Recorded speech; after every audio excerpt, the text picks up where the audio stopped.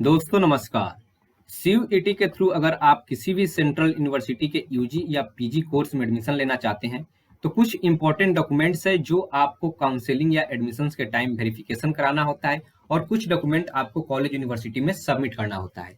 चाहे आप दिल्ली यूनिवर्सिटी में एडमिशन ले, बीएचयू में एडमिशन ले, जेएनयू में एडमिशन ले या फिर महात्मा गांधी केंद्रीय विश्वविद्यालय में एडमिशन ले, किसी भी आप यूनिवर्सिटी में एडमिशन लेते हैं तो आपके पास सेम ही डॉक्यूमेंट्स का रिक्वायरमेंट होती है और उनका फॉर्मेट भी सेम ही होता है। तो आज की इस वीडियो में हम डिस्कस करेंगे कि कौन कौन सा इंपॉर्टेंट डॉक्यूमेंट्स है और उन डॉक्यूमेंट्स का क्या फॉर्मेट आपको चाहिए। बहुत बार दूसरे फॉर्मेट में आप डॉक्यूमेंट जब सबमिट करते हैं तो वो वहाँ पे एप्लीकेबल नहीं होता है, तो इससे बच्चों को काफ़ी परेशानी होती है। तो आज हम फॉर्मेट भी आपको शो करेंगे कि कौन कौन सा आपका फॉर्मेट होना चाहिए। तो आइए आज की इस वीडियो को हम शुरू करते हैं। इसके अलावा अगर आपने अभी तक हमारे चैनल को सब्सक्राइब नहीं किया है तो चैनल को सब्सक्राइब कर ले और बेल आइकन को दबा दे, जिससे हमारी नोटिफिकेशन आपको सबसे पहले मिल जाए। तो आइए आज की इस वीडियो को हम शुरू करते हैं। सबसे पहले आपके पास काउंसलिंग के टाइम सीयूईटी का एप्लीकेशन फॉर्म, रजिस्ट्रेशन फॉर्म और सीयूईटी स्कोर कार्ड आपके पास होना चाहिए। इसके अलावा जिस यूनिवर्सिटी में आप फॉर्म डाल रहे हैं, जैसे कि सीयूईटी का रिजल्ट आ गया, इसके बाद से बहुत सारा यूनिवर्सिटी का अपना अपना फॉर्म आता है, तो आप उस यूनिवर्सिटी का जो फॉर्म फिल किए हैं उसका भी एप्लीकेशन फॉर्म हो या फिर रजिस्ट्रेशन फॉर्म हो, वो चीज़ भी आपके पास होना चाहिए। फर्स्ट डॉक्यूमेंट ये है। नेक्स्ट है, अगर आप यूजी कोर्स में एडमिशन लेना चाहते हैं तो आपके पास क्लास 10 और क्लास 12 का मार्कशीट और सर्टिफिकेट होना जरूरी है। बहुत सारा जो बोर्ड होता है वो मार्कशीट भी देता है और इसके साथ ही साथ पासिंग सर्टिफिकेट भी प्रोवाइड करता है। तो अगर जिस बोर्ड में दोनों ये प्रोवाइड होता है, आपके पास दोनों होना चाहिए। जिस बोर्ड में अगर सिर्फ मार्कशीट प्रोवाइड होता है, जैसे कि सीबीएसई में सिर्फ मार्कशीट प्रोवाइड होता है 10 में, तो सिर्फ आपके पास मार्कशीट होना चाहिए। यानी कि जिस यूनिवर्सिटी में सर्टिफिकेट भी प्रोवाइड होता है, जिस बोर्ड सर्टिफिकेट को प्रोवाइड करता है, तो आपके पास सर्टिफिकेट होना जरूरी है 10-12 का। इसी के साथ अगर आप पीजी कोर्स में एडमिशन लेना चाहते हैं तो आपके पास ग्रेजुएशन का मार्कशीट और सर्टिफिकेट होना चाहिए। बहुत सारा बच्चों का डाउट होता है कि उसने अभी पीजी कोर्स में एडमिशन के लिए अप्लाई कर दिया है, लेकिन उनका जो ओरिजिनल मार्कशीट है ग्रेजुएशन का वो अभी तक नहीं आया है।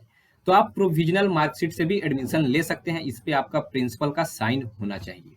अब हम नेक्स्ट डॉक्यूमेंट का बात करते हैं। आपके पास रिसेंट पासपोर्ट साइज फोटो होना चाहिए। आप 5-10 फोटो रखे, रिसेंट पासपोर्ट साइज फोटो। इसके साथ आपके पास आधार कार्ड होना चाहिए, ओरिजिनल और इसका फोटोकॉपी दोनों।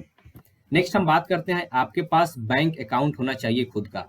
आपको बैंक का पासबुक बहुत सारे यूनिवर्सिटी कॉलेज में काउंसलिंग के टाइम सबमिट करना होता है। नेक्स्ट हम बात कर लेते हैं कैरेक्टर सर्टिफिकेट और माइग्रेशन सर्टिफिकेट। सपोज कीजिए कि कोई स्टूडेंट्स ग्रेजुएशन में एडमिशन लेना चाहता है, तो वो बच्चा जहाँ से 12 किया है वहां से उसको कैरेक्टर सर्टिफिकेट और माइग्रेशन सर्टिफिकेट लेना होगा। बहुत बार इसको हम ट्रांसफर सर्टिफिकेट भी बोलते हैं माइग्रेशन को। तो आपके पास ये होना चाहिए। ये आपको ओरिजिनल सर्टिफिकेट सबमिट करना होता है किसी भी आप यूनिवर्सिटी में जब एडमिशन लेते हैं। इसी प्रकार अगर कोई स्टूडेंट्स पीजी में एडमिशन लेना चाहता है तो उसके पास ग्रेजुएशन जिस यूनिवर्सिटी से पास किया है वहां से आपको कैरेक्टर सर्टिफिकेट और माइग्रेशन सर्टिफिकेट लेना होता है। नेक्स्ट हम बात करते हैं कास्ट सर्टिफिकेट का। तो सपोज कीजिए कोई स्टूडेंट्स ओबीसी से है, ओबीसी से वो फॉर्म फिल किया या फिर ईडब्ल्यूएस से या फिर एससी एसटी या फिर पीडब्ल्यूडी से, तो किसी भी प्रकार से अगर वो कास्ट के थ्रू रिजर्वेशन लेना चाहता है तो उसके पास वैलिड सर्टिफिकेट होना चाहिए और वो सेंट्रल गवर्नमेंट लेवल का सर्टिफिकेट होना चाहिए। बहुत सारा सर्टिफिकेट जो बच्चे लाते हैं वो स्टेट गवर्नमेंट के लेवल का सर्टिफिकेट होता है, तो वो वैलिड नहीं होता है बहुत सेंट्रल यूनिवर्सिटी में। तो आपके पास सेंट्रल लेवल का सर्टिफिकेट होना चाहिए, कास्ट सर्टिफिकेट। इसका फॉर्मेट क्या है हम वीडियो में आगे डिस्कस करेंगे। नेक्स्ट हम बात कर लेते हैं, अगर आपके पास 3 साल से ज्यादा का गैप है एजुकेशन में। सपोज कीजिए कि कोई स्टूडेंट से 2015 में मैट्रिक पास किया, ठीक है, तो मैट्रिक पास किया 15 में, तो उसको 17 में 12 पास हो जाना चाहिए, लेकिन वो 3 साल तक एडमिशन नहीं लिया और वो 2020 में इंटर पास करता है, तो उसका एजुकेशन में 3 साल का गैप है। तो अगर आपके पास 3 साल से ज्यादा का गैप होता है तो आपको एक एफिडेविट देना होता है। अब हम नेक्स्ट बात करते हैं एनओसी सर्टिफिकेट का। सपोज कीजिए कोई कहीं किसी कंपनी में जॉब कर रहा है, कोई स्टूडेंट्स कहीं जॉब कर रहा है, अगर वो पीजी या यूजी में एडमिशन लेना चाहता है तो उसके पास एनओसी सर्टिफिकेट होना चाहिए जिस कंपनी में वो काम करता है वहां से। अब हम नेक्स्ट बात करते हैं एंटी रैगिंग फॉर्म का। एंटी रैगिंग के लिए आपको पेरेंट्स का भी फॉर्म जमा करना होता है और स्टूडेंट्स का भी फॉर्म जमा करना होता है। ये आपको कोर्ट से एक एफिडेविट करवाना रहता है। इसका फॉर्मेट भी अब हम देख लेते हैं, कौन कौन सा डॉक्यूमेंट का क्या फॉर्मेट है, अब इसके बारे में हम डिस्कस कर लेते हैं। सबसे पहले हम बात कर लेते हैं आपका कौन सा फॉर्मेट का। तो सबसे पहले हम बात आपको करेंगे यहाँ पे ओबीसी सर्टिफिकेट का। सपोज कीजिए कि कोई स्टूडेंट्स ओबीसी के थ्रू एडमिशन लेना चाहता है, तो उसके पास इस टाइप का, इस फॉर्मेट का आपका ओबीसी एनसीएल का सर्टिफिकेट होना चाहिए। ये आपका सेंट्रल लेवल पे एप्लीकेबल है, तो आपको यहाँ पे डिस्ट्रिक्ट मजिस्ट्रेट का साइन होना चाहिए, तभी आपका सेंट्रल गवर्नमेंट पे ये सर्टिफिकेट लागू होता है ओबीसी का। स्टेट लेवल वाला सर्टिफिकेट आपको सेंट्रल यूनिवर्सिटी में लागू नहीं होता है। अब हम इसी प्रकार से बात कर लेते हैं एससी एसटी के लिए। आपके पास देख सकते हैं ये जो फॉर्मेट है, इसी फॉर्मेट में आपको एससी एसटी का सर्टिफिकेट सबमिट करना होता है।